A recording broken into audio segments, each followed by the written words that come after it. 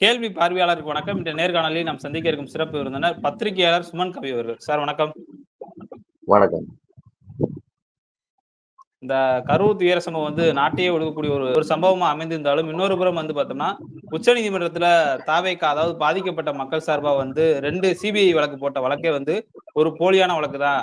அதாவது ஒரு வழக்கானது அது மனைவியிடமிருந்து பிரிந்து சென்ற பன்னீர்செல்வம் ஒரு சிபிஐ வேணும்னு ஒரு வழக்கு தொடுத்தது ஒரு போலியான வழக்காகவும், இன்னொரு புறம் பார்த்தோம்னா, பி. செல்வராஜ் என்ற நபர்ட்ட தான்ட்ட ஒரு கையெழுத்து வாங்கிட்டு அதிமுக பிரமுகர் தன்னை ஏமாத்தி போடப்பட்ட ஒரு சிபிஐ வழக்கா 2 வழக்கு பொய் வழக்கு தாக்கல் செஞ்சிருக்காங்க. இதற்கு மத்தியில பார்த்தோம்னா, நாளைய தினம் இந்த சிபிஐ சம்பந்தப்பட்ட விசாரணை கூட உச்சநீதிமன்றத்துல வர இருக்கிறது. இந்த சம்பவத்தை நீங்க எப்படி சார் பாக்குறீங்க?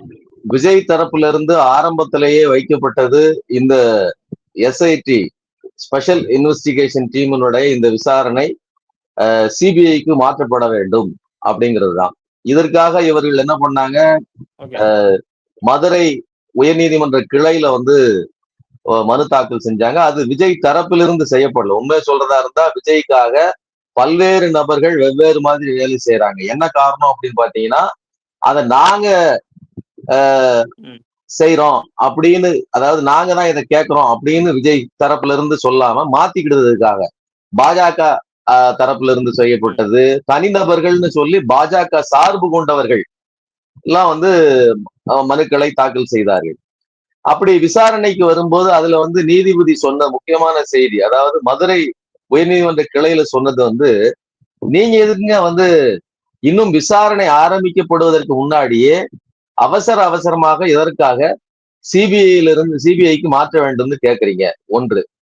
இன்னொன்னு, உங்க குடும்பத்துல யாராவது இந்த மாதிரி பாதிக்கப்பட்டிருக்காங்களா, நீங்க பாதிக்கப்பட்ட தரப்பா அப்படிங்கிற கேள்வி நீதிபதிகள் கேட்டாங்க. இப்போ அவர்களுக்கு அது ஒரு நெருக்கடி ஆயிப்போச்சு. இப்போ இத சரி பண்ணி இத உச்ச நீதிமன்றத்துல மேல்முறையீட்டுக்கு போறாங்க. உச்ச நீதிமன்றத்துல மறுபடி மனு தாக்கல் பண்றாங்க. அப்படி தாக்கல் செய்யும் போது யாராவது ஒரு வழக்கறிஞர் தங்களுடைய தேவைக்காக போடுவதா இல்லாம உண்மையிலேயே பாதிக்கப்பட்ட நபர்கள்ல இருந்து அப்படி ஒருத்தரை தேர்ந்தெடுத்து அவர் போடணும். அப்படி போட்டா அந்த கேஸ் ஸ்ட்ராங்கா இருக்கும்.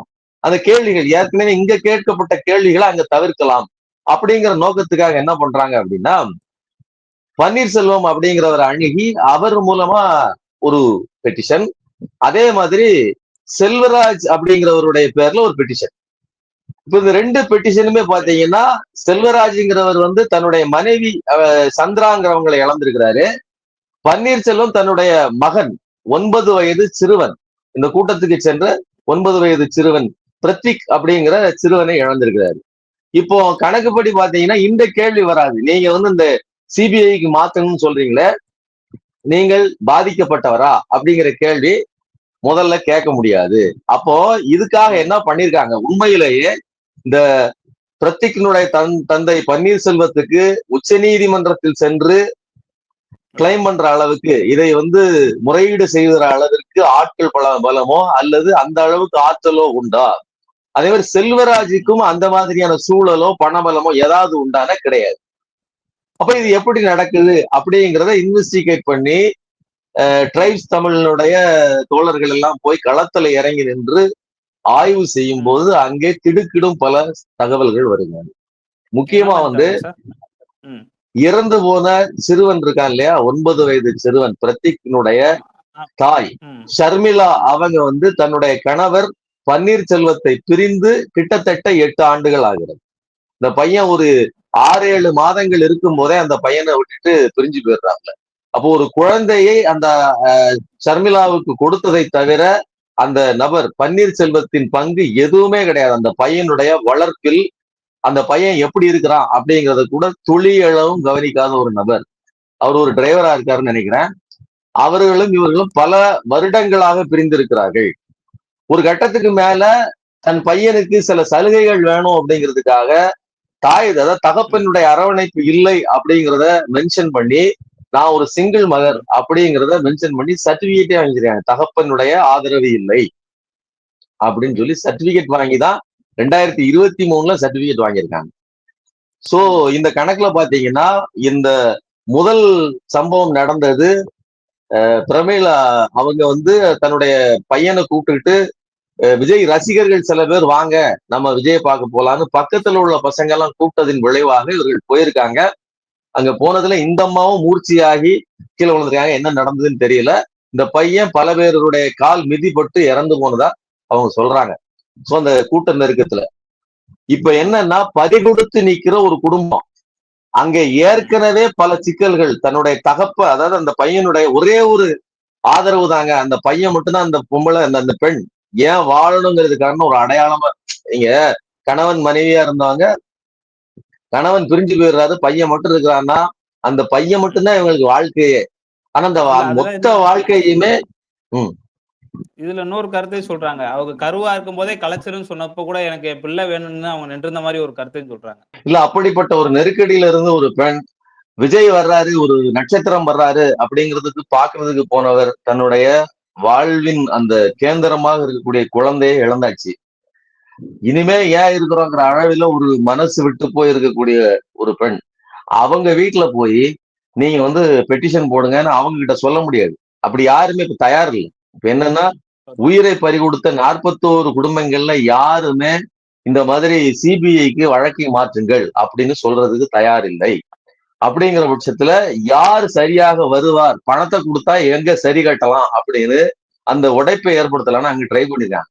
அப்படி ட்ரை பண்ணதுல ஷர்மிளாவினுடைய கணவர் பன்னீர்செல்வத்திட்ட அப்ரோச் பண்ணி அவர் மூலமா இந்த வழக்கை தொடுத்திருக்காங்க. அதே மாதிரி மனைவியை சந்திராங்கிற மனைவியை பறிகொடுத்து விட்டு இருக்கக்கூடிய செல்வராஜுங்கிறவற்றையும் ட்ரை பண்ணிருக்காங்க. இப்ப செல்வராஜ் கேஸ் பாத்தீங்க அப்படின்னு சொன்னா அவருடைய மனைவி அந்த கூட்டத்துக்கு போயிருக்காங்க, கூட்ட நெரிசல்ல இறந்துட்டாங்க. இப்போ அவர் சோகத்துல இருக்கிறாரு. அவற்றை வந்து கன்வின்ஸ் பண்றாரு. யாரு கன்வின்ஸ் பண்றா அப்படின்னு பாத்தீங்கன்னா விஜய் தரப்புல இருந்து யாரும் வரல.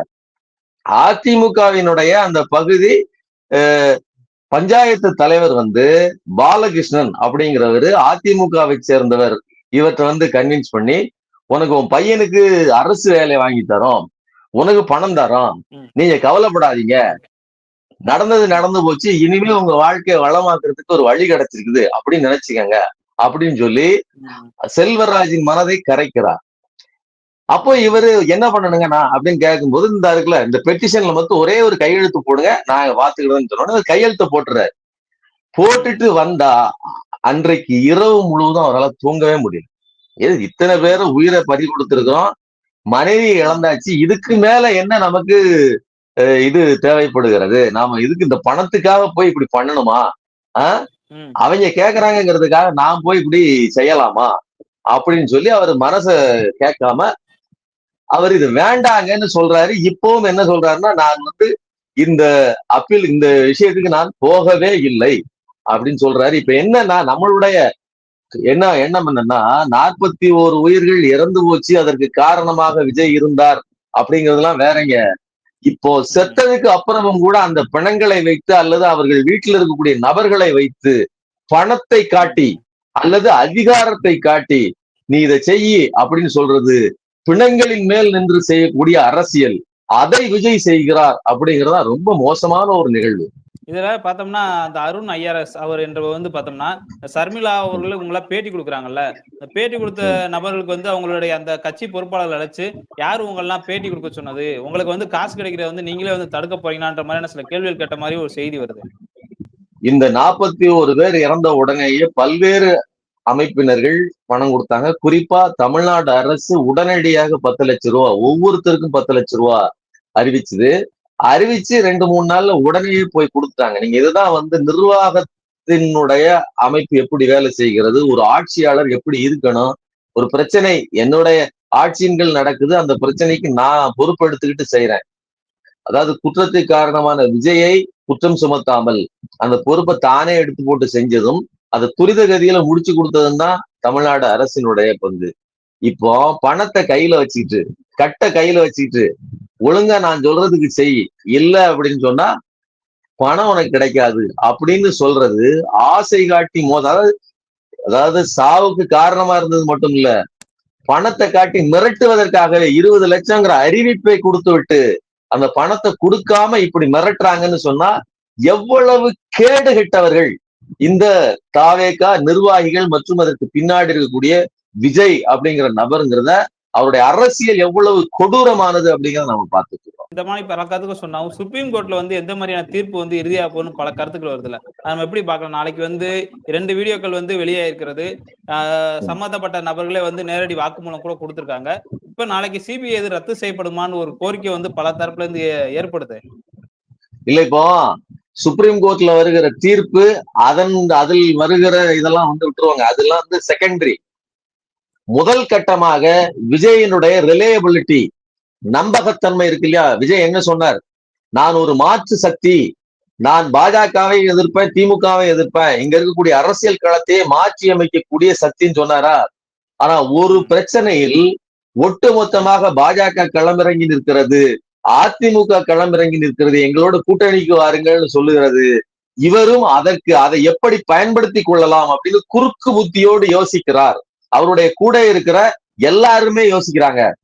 அருண்ராஜ் ஐஆர்எஸ்ல இருந்து இன்னைக்கு புஷியானதுல இருந்து எல்லாருமே செய்வது என்பது பக்கா அரசியல். அதுவும் வந்து ஒரு கொடூரமான அரசியல். அதை செய்யறாங்க. இப்ப நீங்க உச்ச நீதிமன்றத்துல அந்த வழக்கை கொண்டு போய் தொடுக்கிறதுக்கு இவ்வளவு தகுதித்தங்களை செஞ்சிருக்காங்க.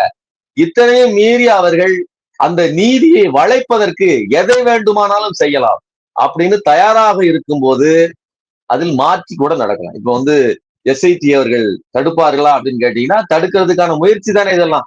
இப்போ அந்த குடும்பத்துக்குள்ள என்னென்ன பிரச்சனை நடந்துட்டு இருக்கு அப்படிங்கிறத இவர்கள் முன்னெடுத்து வைப்பார்கள். இப்போ அரசு தரப்பில் தெளிவாக ஆதாரங்கள் இருக்கு. இவர்கள் எப்படியெல்லாம் சாட்சியங்களை கட்டமைத்திருக்கிறார்கள், எப்படியெல்லாம் இந்த பெட்டிஷன் மனுதாரரை உருவாக்கி இருக்கிறார்கள் அப்படிங்கிற செய்தி கூடுதலானது. அது போக அந்த ஸ்டாம்பைடுல நடந்தது என்ன, அதுல எவ்வளவு நெருக்கடிகள் இருந்துச்சு. இவங்க சொல்றாங்க இல்ல போலீஸ் தடியடி நடத்தி, தடியடிங்கிறது என்ன? சிறிய அளவில் அங்க இருக்கிற வண்டியை வழி சரி பண்ணி கொடுக்கறதுக்கு தான். இவர்கள் எவ்வளவு பேர் வந்தார்கள், இவர்களுடைய குற்றம் என்ன அப்படிங்கிறது வீடியோவோட.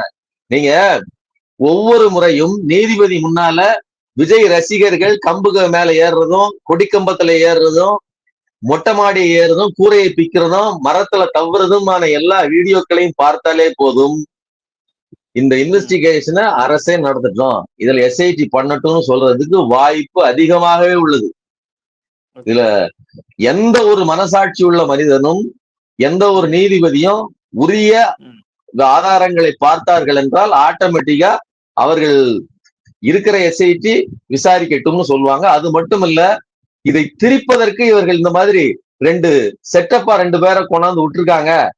ஒருத்தரை ஏமாற்றி இருக்கிறார்கள், ஒருவரை சதி தனமா கூட்டிட்டு வந்திருக்காங்க. அப்படிங்கும் போது பன்னீர்செல்வம் வந்து குறுக்கு வழியில் வந்தவர், செல்வராஜ் ஏமாற்றப்பட்டவர் அப்படிங்கிறது தெரியும் போது கண்டிப்பாக இது எல்லாம் அந்த கேஸ்ல வேலை செய்யும். அப்போ நீங்க ஒரு தரப்பு வாதம் மட்டும்தான் வலுவாக அன்னைக்கு வைக்கப்பட்டது. அவர்கள் என்னென்னலாம் ரெடி பண்ணி வச்சிருந்தாங்களோ அத்தனையும் வச்சாச்சு.